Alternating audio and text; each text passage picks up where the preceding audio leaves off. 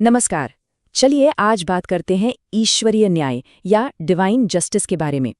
ये एक ऐसा विषय है, एक ऐसा सवाल है जो हम सबके मन में कभी ना कभी तो आता ही है कि क्या हमारे अच्छे बुरे कर्मों का वाकई कोई हिसाब किताब होता है, और अगर हाँ, तो फिर ये न्याय की पूरी व्यवस्था, ये पूरा सिस्टम आखिर काम कैसे करता है।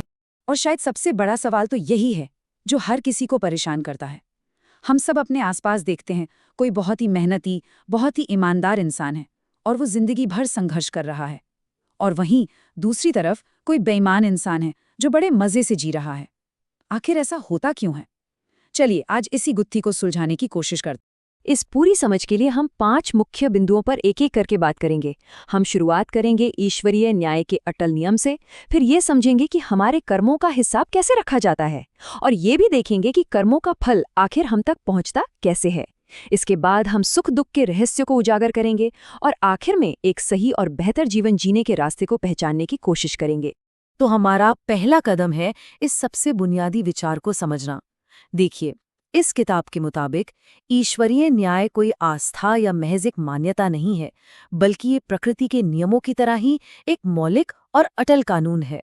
इसे एक ऐसा कॉस्मिक प्रिंसिपल बताया गया है जिसे न तो तोड़ा जा सकता है और ना ही बदला जा सकता है। मतलब ये बिल्कुल वैसा ही है जैसे आग में हाथ डालने से हाथ जलेगा ही जलेगा, ये तय है।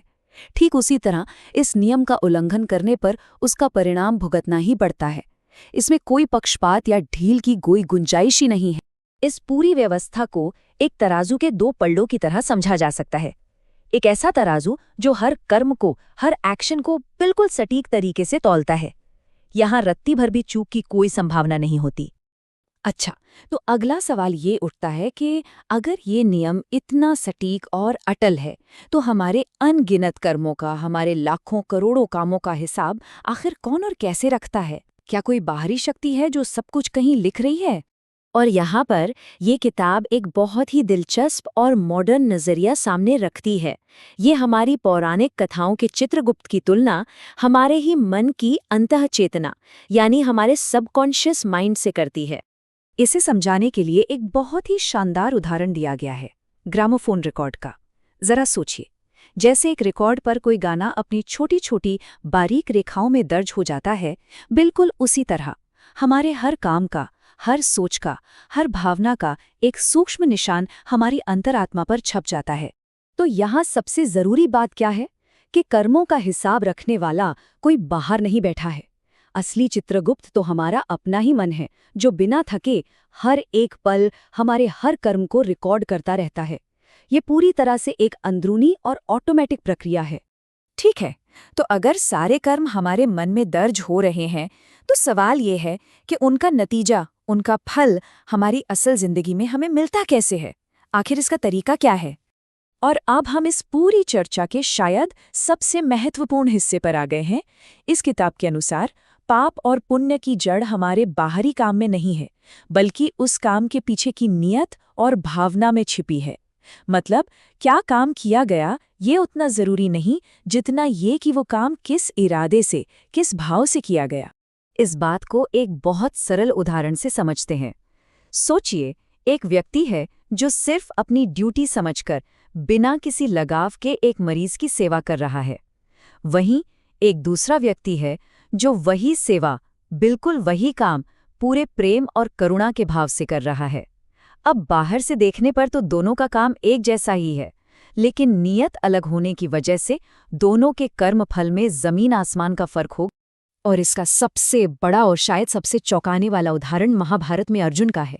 सोचिए, उन्होंने उस युद्ध में लाखों लोगों का संहार किया, लेकिन किताब के मुताबिक उन्हें 0 पाप लगा, 0। ऐसा क्यों?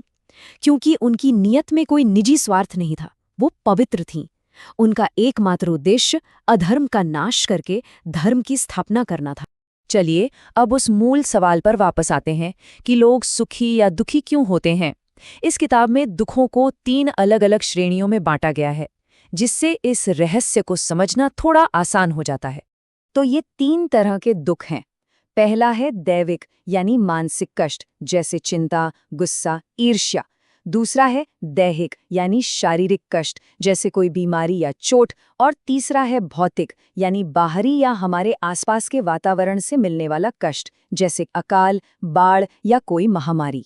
और ये स्लाइड तो इस कनेक्शन को बिल्कुल साफ कर देती है कि हर तरह का दुख किसी न किसी तरह के पाप का ही नतीजा है। मानसिक पाप जैसे ईर्ष्या और अहंकार, इनसे दैविक दुख मिलते हैं। शारीरिक पाप जैसे किसी को नुकसान पहुंचाना, इससे दैहिक दुख मिलते हैं। और सामाजिक पाप जैसे भ्रष्टाचार, इससे भौतिक दुख पैदा होते हैं। और यहीं पर एक और गहरा विचार सामने आता है। दुख को सिर्फ एक सजा की तरह नहीं देखना चाहिए। असल में ये एक संकेत है, एक अलार्म है। ये हमें बताता है कि हम प्रकृति के नियम के खिलाफ जा रहे हैं। ये हमें सुधरने का और खुद को शुद्ध करने का एक मौका देता है। तो इस पूरी समझ के बाद असली सवाल तो ये उठता है कि हम इस ईश्वरीय नियम के साथ तालमेल बिठाकर एक अच्छी जिंदगी कैसे जी सकते हैं। अच्छी बात यह है कि किताब में इसका एक प्रैक्टिकल रास्ता भी सुझाया गया है। तो रास्ता क्या है? इसके लिए 4 सरल कदम बताए गए हैं। पहला, अच्छाई का प्रसार करें, क्योंकि अंधेरे को कोसने से अच्छा है एक दिया जलाया जाए। दूसरा, सादगी को अपनाएं और लड़ाई झगड़े से दूर रहें। तीसरा, दूसरों की आलोचना करने की जगह प्रेम और सुधार का रास्ता चुनें। और चौथा, अपने अंदर सात्विकता यानी पवित्रता और सच्चाई को जगाएं। ये एक बहुत ही शक्तिशाली बात है। दुनिया एक आईने की तरह है। ये हमें वही चीज़ वापस दिखाती है जो हमारे अंदर होती है। अगर हमारे अंदर अच्छाई है तो हमें बाहर भी अच्छाई ही दिखेगी, और अगर हमारे अंदर ही बुराई भरी है तो हमें पूरी दुनिया बुरी ही नजर आएगी। तो इस पूरी चर्चा का सार क्या है? इसका निचोड़ बस यही है कि हम अपने सुख और दुख के निर्माता खुद हैं।